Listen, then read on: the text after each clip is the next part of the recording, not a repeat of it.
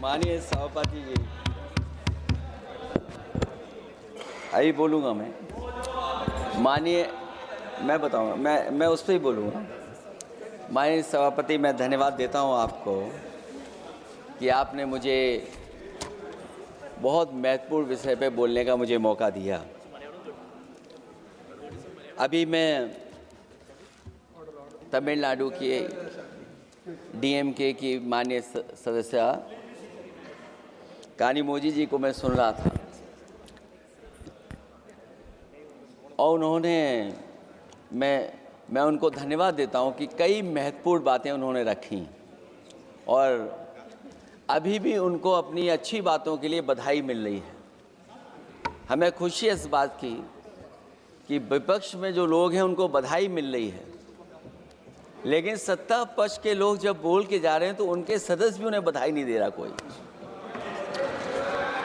अध्यक्ष महोदय, मैं धन्यवाद देता हूं आपका भी, और क्योंकि मैं उनकी बात सुन रहा था, उनकी बात सुनने से मुझे कुछ याद आया। मैं ये कहना चाहता हूं 2 लाइनों में कि मैं दुनिया को मनाने में लगा हूं। अध्यक्ष महोदय, मैं भारतीय जनता पार्टी के लिए बता रहा हूं ये लाइनें कि मैं दुनिया को मनाने में लगा हूं, मेरा घर मुझसे रूठा जा रहा है। मैं दुनिया को बनाने में लगा हूं, मेरा घर मुझसे रूठा जा रहा है। अध्यक्ष महोदय, बात शुरू करने से पहले मैं सबसे पहले भारत की सेना, उसका आभार, उसका धन्यवाद देना चाहता हूं। दुनिया में साहसी फौजों में गिनती अगर होती है तो हमारी भारत की सेना सबसे आगे दिखाई देगी। उनके पराक्रम पर, उनकी वीरता पर, उनके अदम्य शौर्य पर हमें सबको गर्व है। कोई ऐसा भारतीय नहीं होगा जिसको गर्व न हो। हमें अपनी फौज पर गर्व है और हमें इस बात के लिए भी गर्व है कि जब सेना ने अपना ऑपरेशन शुरू किया तो पाकिस्तान के जितने भी टेररिस्ट कैंप थे उन पर अटैक किया गया। न केवल पाकिस्तानी कैंपों को नष्ट किया गया, बल्कि पाकिस्तानी जो एयर बेस हैं उन तक पहुंच गए, उनको भी नष्ट किया, ध्वस्त किया। और जब हमारी फौज पाकिस्तान को हमेशा हमेशा के लिए एक पाठ पढ़ा सकती थी, एक ऐसा संदेश जाता कि भविष्य में पाकिस्तान कभी ये हिम्मत नहीं जुटा पाता, और ऐसा भी लगा हम लोगों को, क्योंकि अध्यक्ष महोदय, जब हम बड़े बड़े राष्ट्रीय चैनलों को देखते हैं तो उन चैनलों से ये लग रहा था कि कराची हमारा हो गया है, लाहौर हमारा हो गया है। किसी चैनल ने किसी को ये भी बताया कि हमने उनको पकड़ भी लिया है। जो कमेंट्री, जो विजुअल्स थे, वो ऐसा लग रहा था कि अध्यक्ष महोदय अब पीओके हमारा हो जाएगा। हालांकि सरकार के इंजनों को मैं टकराता हुआ देखता हूं। हो सकता है ये मेरा भ्रम हो, लेकिन पीओके के मामले में सभी इंजन हमें एक दिखाई देते हैं, और जहां पीओके पे पहुंचने तक की बात थी, कुछ लोग तो पीओके पर ये कह रहे थे कि हमारा कब्जा हो जाएगा, 6 महीने का केवल हमें मौका मिल जाए।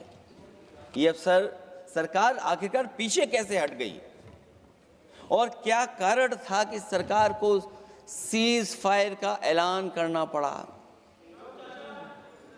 अध्यक्ष महोदय, हमें उम्मीद थी कि सरकार सीज फायर करेगी, सरकार ऐलान करेगी, लेकिन इनकी मित्रता बहुत है, बहुत गहरी मित्रता है।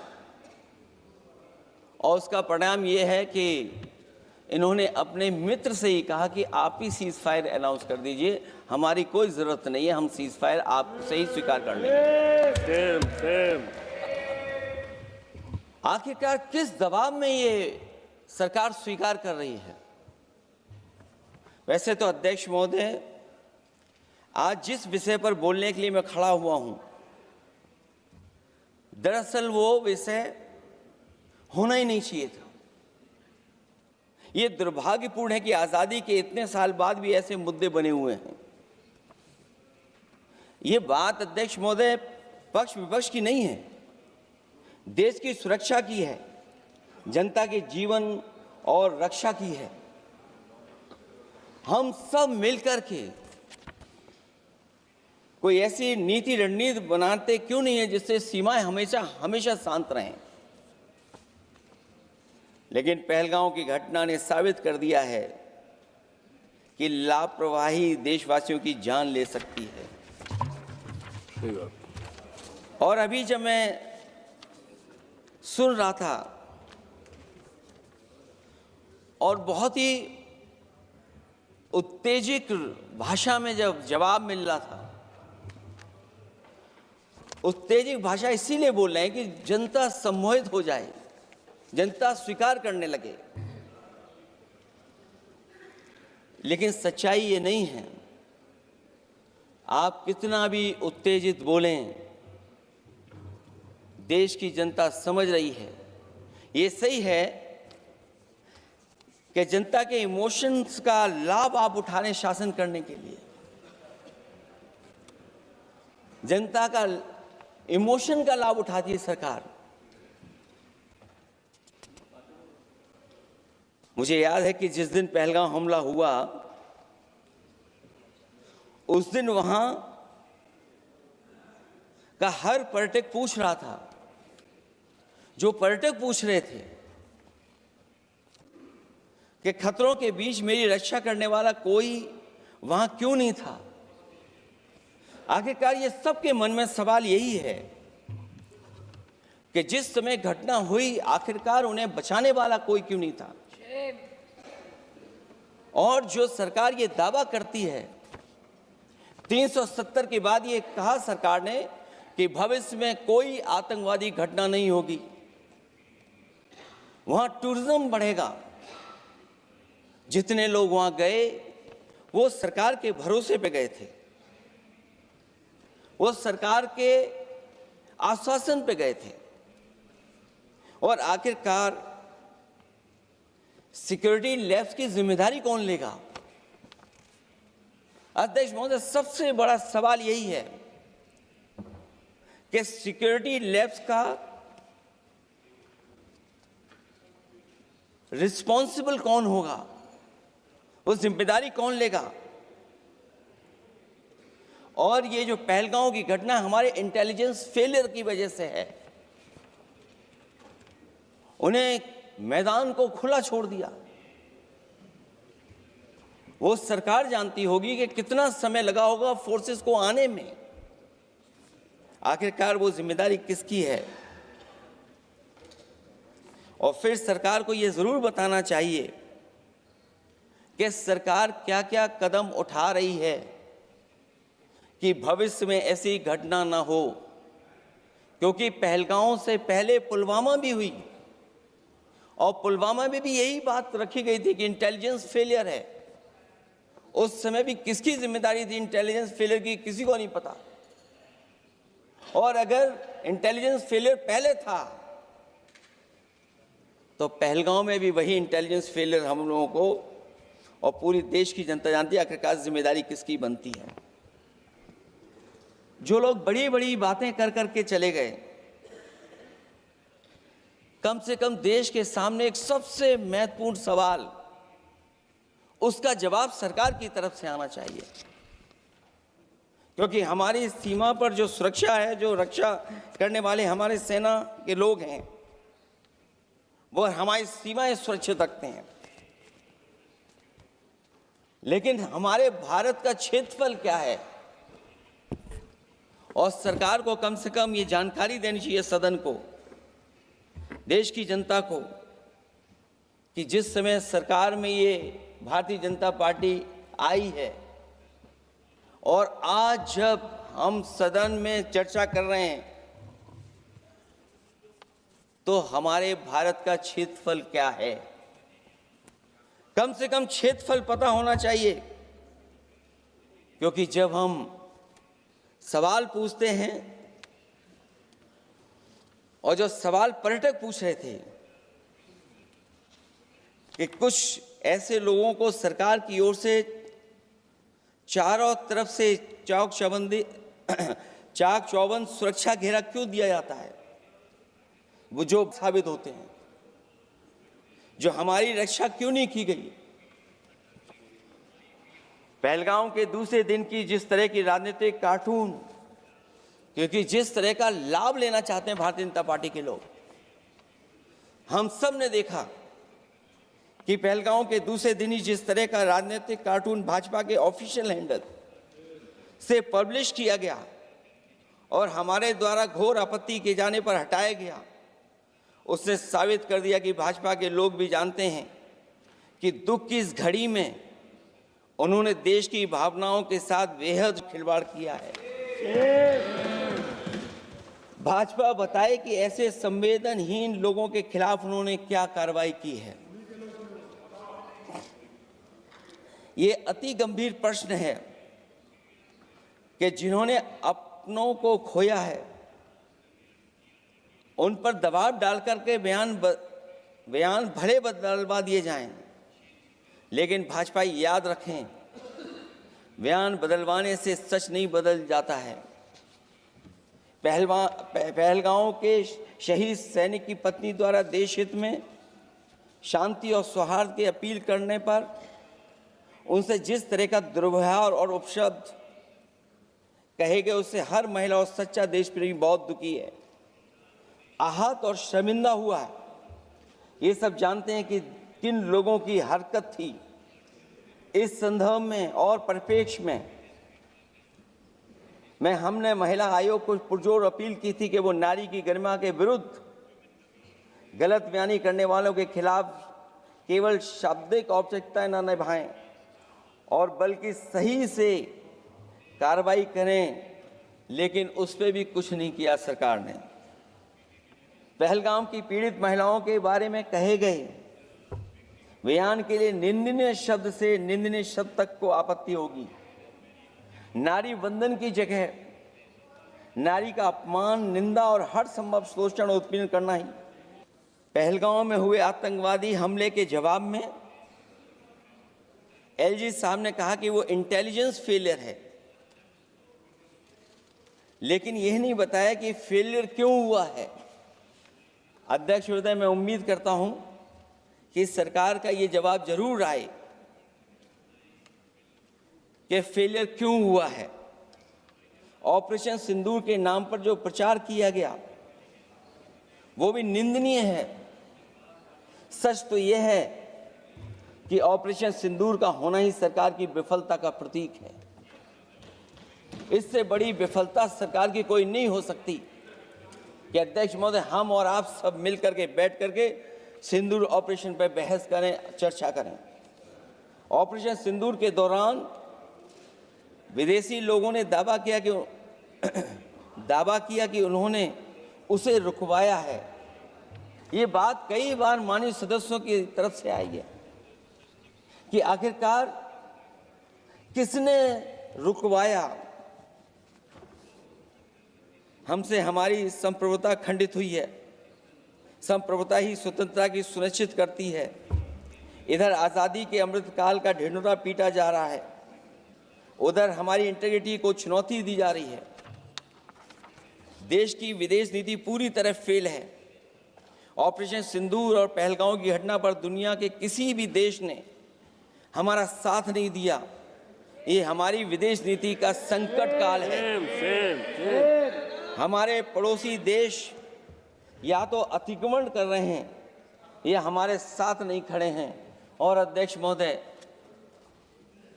जो हमारे मंत्री जी हैं, जिनका क्षेत्र बिल्कुल सीमा पर है, उनसे बेहतर कोई नहीं जानता होगा कि आखिरकार पड़ोसी देश कितना हमारी सीमाओं पर अतिक्रमण कर रहा है। गंभीर नहीं है। समाजवादियों ने हमेशा देश की सरकारों को चिताया है कि असली चुनौती और प्रतिद्वंद्विता किस देश से है, कौन पूर्वोत्तर की सीमाओं में इंक्रोचमेंट कर रहा है। सरकार को ऐसे मामलों में साहस और समझदारी से काम लेना होगा, सीमाओं से समझौता नहीं करना चाहिए। आज सरहदों के साथ देश के कारोबार को भी चुनौती मिल रही है। सरकार को आगे बढ़कर के उसका समाधान करना है, 2 कदम पीछे करने नहीं है। अध्यक्ष महोदय, जो हम लोगों को सुनने में मिलता है, ये सरकार जवाब दे कि आखिरकार जो पाकिस्तान है उसके पीछे कौन सा देश खड़ा है। आखिरकार हमें चीन से उतना ही खतरा है जितना हमारे देश में आतंकवाद से खतरा है। सरकार की जो नीतियां हैं, सरकार के जो फैसले हैं, वो कहीं न कहीं ऐसे हैं जो हमारा सीमाओं का अतिक्रमण कर रहा है, उसी की व्यापारिक गतिविधियों में मदद करने का काम करते हैं। सरकार को अपनी आर्थिक नीतियों के लिए गंभीरता से पुनर्विचार करना होगा। हमारा व्यापार कारोबार मजबूत होगा तो कोई हमें चुनौती नहीं दे पाएगा। बात केवल $1 ट्रिलियन की नहीं, बल्कि देश की सुरक्षा और आत्मनिर्भरता की होनी चाहिए। एक तरफ स्वदेशी की नीति को इस प्रकार सरकार ने ताक पर फ्री ट्रेड की बात की है, तो दूसरी तरफ मैन्युफैक्चरिंग की जगह देश को ट्रेडर कंट्री बनाकर छोड़ दिया है। यही देश के बेरोजगारी की वजह भी है। ट्रेडर्स की मुनाफाखोरी और चंदा वसूली की वजह से महंगाई बढ़ रही है। आर्थिक मामलों में ये सरकार पूरी तरह फेल हो चुकी है। भ्रष्टाचार के कारण हर जगह सड़कें और पुल ध्वस्त हो रहे हैं, टंकियां गिर रही हैं और करप्शन जगह जगह लीक होकर के टपक रहा है। मैं ये ज़रूर कहना चाहूँगा इस समय पर कि कुल मिलाकर सरकार को अपनी राजनीतिक, आर्थिक और सामाजिक नीतियों के लिए एसआईआर जरूर करना चाहिए। सरकार को अपनी राजनीतिक, आर्थिक और सामाजिक नीतियों के लिए एसआईआर लाने की ज़रूरत है। वो हर बार ये कहकर नहीं बच सकती कि चूक हुई है, क्योंकि हर बार सरकार ये कोशिश करती है कि इन घटनाओं से बच जाएं हम, केवल चूक कहकर करके। केवल हमारी सीमाएं जो पाकिस्तान से जुड़ी हैं, वहाँ तो आतंकवाद का हमेशा खतरा ही रहता है, लेकिन जो दूसरी सीमाएं हमारे देश की जुड़ी हुई हैं, उनसे भी हमारे देश को लगातार खतरा बढ़ता चला रहा है। आज अपनी सीमा की स्थिति गलवान से पहले की स्थिति तक भी नहीं लौटी है। जो पहले स्थिति थी वहाँ ये सरकार नहीं पहुँच पाई है। वास्तविक में नियंत्रण रेखा के कई क्षेत्रों में महत्वपूर्ण बफर जोन जब भारतीय गश्ती के लिए उपलब्ध नहीं है, तो पूर्वी लद्दाख में अतिरिक्त भारतीय तैनाती जारी है, जिससे सेना को सैनिकों की भारी कमी का सामना करना पड़ रहा है। हमें उम्मीद है कि जब इतने महत्वपूर्ण समय पर बहस हो रही है, तो सरकार अपनी अग्निवीर वाली योजना को वापस लेने का काम करेगी, जिससे कम से कम सेना की कमी, हमें सेना को पूरी की पूरी सेना मिल सके। जनवरी में अपनी वार्षिक प्रेस वार्ता में जब सेना प्रमुख ने से ये पूछा गया, तो उन्होंने जवाब डालते हुए कहा कि गश्ती से जुड़े फैसले अब स्थानीय कमांडरों पर छोड़ दिए गए हैं। जैसे भारत की सीमाओं की पवित्रता अब राजनीतिक नेतृत्व का नहीं, बल्कि स्थानीय सेवा अधिकारियों का मामला रह गया है। इस पे भी सरकार को बहुत गंभीरता से सोचना पड़ेगा कि जहां लगातार हमारी सीमाओं का एनक्रोचमेंट हो रहा है। चीन ने भारतीय वाहन निर्माताओं के लिए आवश्यक दुर्लभ खनिजों की आपूर्ति रोक दी है।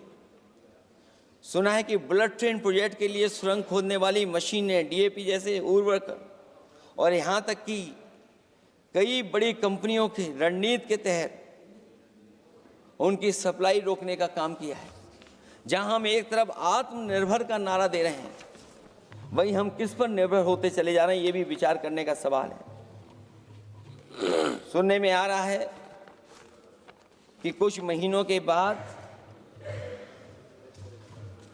सरकार बीजिंग में मंत्री अधिकारी सब मिलकर के कोई बहुत बड़ी मीटिंग होने जा रही है। कहीं ऐसा तो नहीं है जो कूटनीतिक भागदौड़ चल रही है,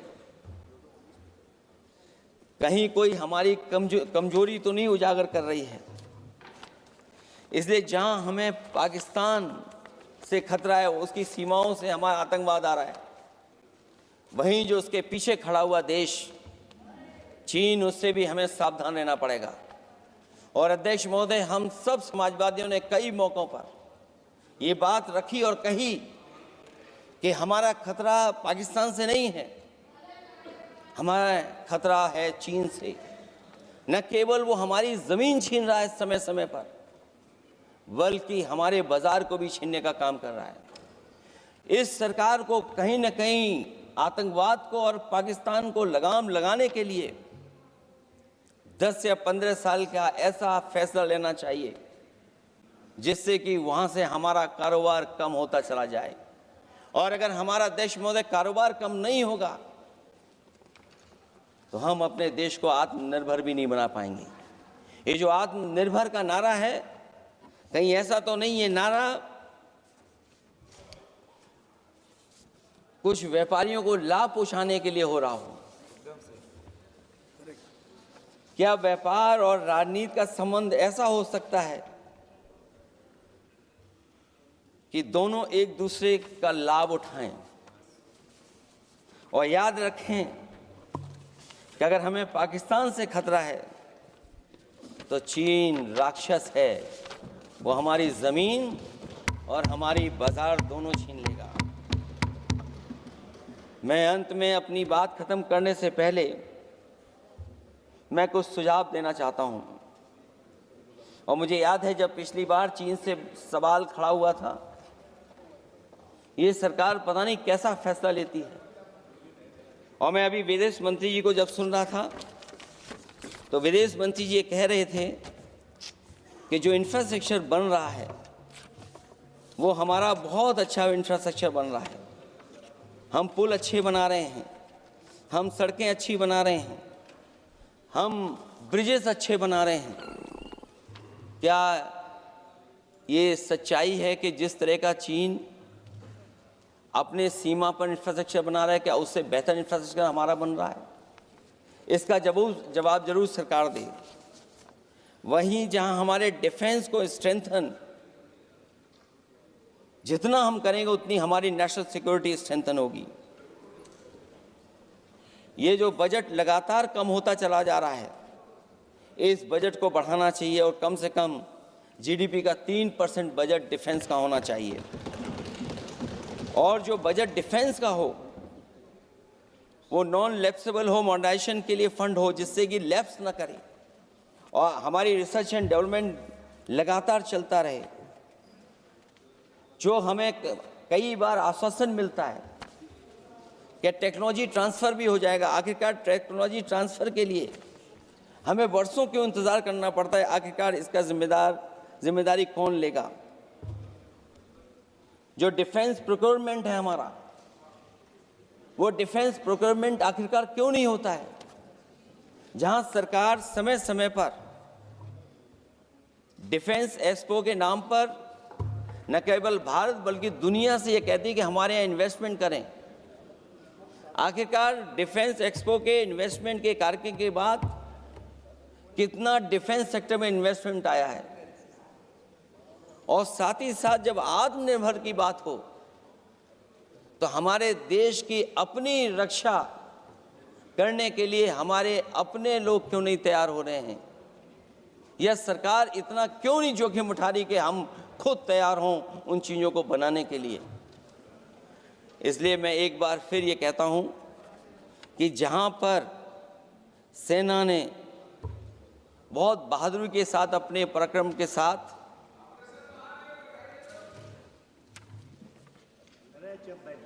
पराक्रम, वीरता और अदम्य शौर्य की जो उन्होंने परिचय दिया, उसके लिए फौज को मैं बधाई देता हूं। लेकिन अभी जब मैं सुन रहा था, ये जो अभी आतंकवादी मारे गए हैं, आतंकवादी मारे जाते हैं, हम सब पक्ष में हैं, लेकिन हर जगह राजनीतिक लाभ आखिरकार कौन उठा रहा है? क्योंकि मैं अपनी बात खत्म कर रहा था, अध्यक्ष महोदय ये पूछ रहे हैं कि आज महादेव ऑपरेशन पे मैं धन्यवाद क्यों नहीं दे रहा हूं। अध्यक्ष महोदय, जिस समय समर्थन की बात आई, पूरे देश के जितने भी राजनीतिक दल हैं वो आपके साथ थे। आखिरकार इनकाउंटर कल ही क्यों हुआ?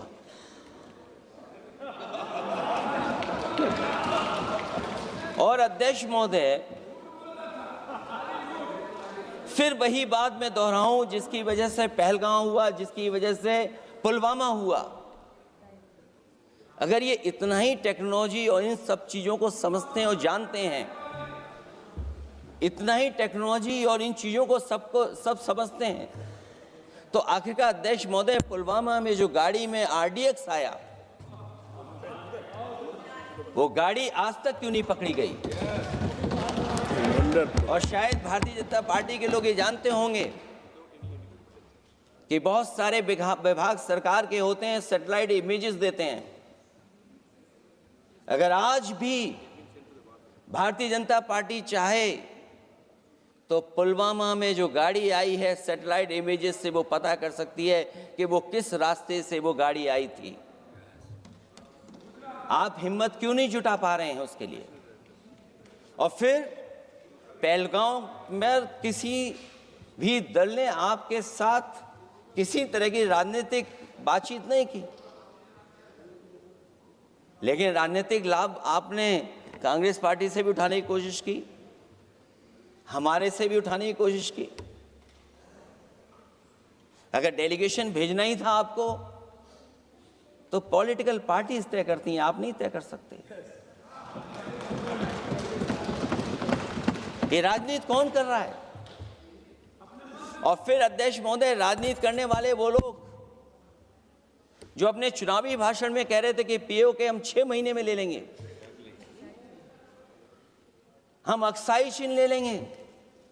इसीलिए मैंने सवाल पूछा अध्यक्ष महोदय सरकार से कि जिस समय सरकार में भारतीय जनता पार्टी आई, उस समय भारत का क्षेत्रफल क्या था और भारत का क्षेत्रफल आज क्या है? क्या 5 फिंगर्स, पेंगोंग लेक, गलवान घाटी, रजांगला, उसका जवाब किसके पास है? सरकार के पास है क्या कि नहीं है? और मैं आज अध्यक्ष महोदय कहता हूं, हम वॉर के खिलाफ हैं, हम वॉर नहीं चाहते हैं, लेकिन सीमा पर शांति रहे, हमारा कोई इंक्रोचमेंट नहीं करे। झगड़ा मैं आज भी कहता हूं, ये लड़ाई आपको, जो लड़ाई हुई है वो पाकिस्तान से आप नहीं लड़े हैं। अध्यक्ष महोदय, आप कितना भी छिपना चाहोगे, छिपाना चाहोगे, कोई भी स्वीकार नहीं करेगा। ये जो लड़ाई लड़ी गई है, ये आपको चीन से लड़नी पड़ी थी। और जो समय आप बताते हैं कि इस समय से इस समय तक हमारी एयरफोर्स और हमारे लोगों ने हमला किया, टेररिस्ट लोगों के तमाम सेंटर्स को खत्म किया है, तो हमारे मन में भी एक इच्छा आती है कि हमारे सबसे बेहतरीन एयरक्राफ्ट जो नींबू और मिर्च लगा करके जिनकी पूजा की गई थी, वो कितने उड़े थे? हम और सवाल नहीं पूछना चाहते हैं हम आपसे, मैं केवल इतना पूछना चाहता हूं कि जिन एयरक्राफ्टों को नींबू और मिर्च लगा कर के पूजा की गई थी। वो एयरक्राफ्ट कितने उड़े थे? हमें अपनी पूरी एयरफोर्स पे गर्व है। इतने बेहतरीन पायलट किसी के पास नहीं है जितने बेहतरीन पायलट हमारे पास हैं। और हम समाजवादी वो लोग हैं जिन्होंने ऐसा इंफ्रास्ट्रक्चर सड़कों का बनाया था कि अगर कभी इमरजेंसी हो तो आपका एयरक्राफ्ट वहां पर उतर जाएगा। और देश में पहली बार सुकोई, मिराज और हरकुलस अगर किसी ने सड़क पर उतारे थे तो वो समाजवादी पार्टी और हम लोगों ने सड़क पर उतारने का काम किया था। सही बात। और दूसरा, अध्यक्ष महोदय, मैं और जानकारी देना चाहता हूं। आपके देश के प्रधानमंत्री जी हमारे देश के नहीं, हमारे भी प्रधानमंत्री हैं। हमारे हैं बात खत्म हो रहा है। अध्यक्ष महोदय, मैं फिर बोलता हूं।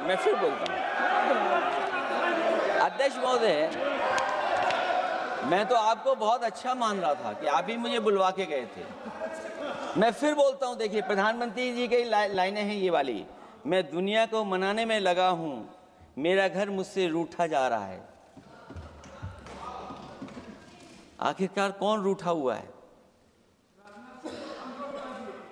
इस देश में जो हमने देखा इतने दिनों में, प्रधानमंत्री जी डिफेंस मिनिस्टर का भी रोल प्ले कर रहे थे।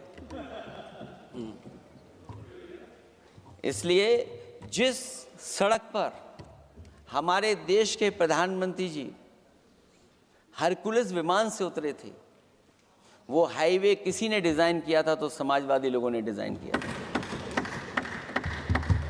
यूपी में तो डिजाइन हो गया एक और, लेकिन देश में क्यों नहीं ऐसी सड़कें बन रही जहां पर इमरजेंसी के समय पर एयरफोर्स इसको इस्तेमाल कर सके?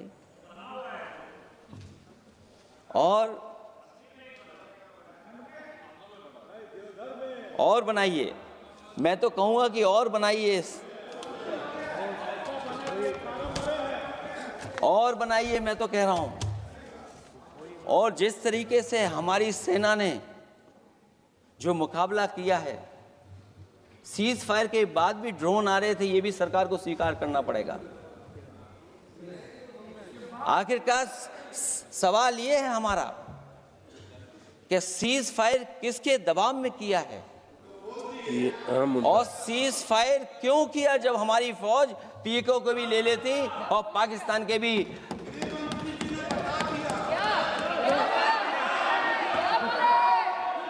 अध्यक्ष महोदय, सीज फायर आपके मंत्री जी ने नहीं किया।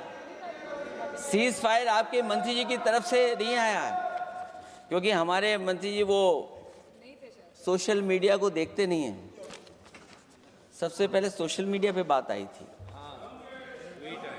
आपको 1 घंटे बाद किसी ने पढ़ के बताया होगा। इसलिए अध्यक्ष महोदय, मैं केवल इतना कहना चाहता हूं अपनी बात खत्म करते हुए, आखिरकार इंटेलिजेंस फेलियर की जिम्मेदारी किसकी है? हमारे भारत का क्षेत्रफल कितना 2014 में था और आज क्षेत्रफल क्या है? और लगातार इनकी सरकार में आतंकवादी घटनाएं क्यों हो रही हैं? और हमारे देश को खतरा पाकिस्तान से तो है ही है, लेकिन उससे ज्यादा खतरा हमारा चीन से है। आखिरकार चीन से मुकाबले के लिए आपकी तैयारी क्या है? मुझे उम्मीद है कि जब सिंदूर ऑपरेशन पर सरकार की तरफ से जवाब आए तो इन सवालों का जवाब आए। बहुत बहुत धन्यवाद आपका। धन्यवाद।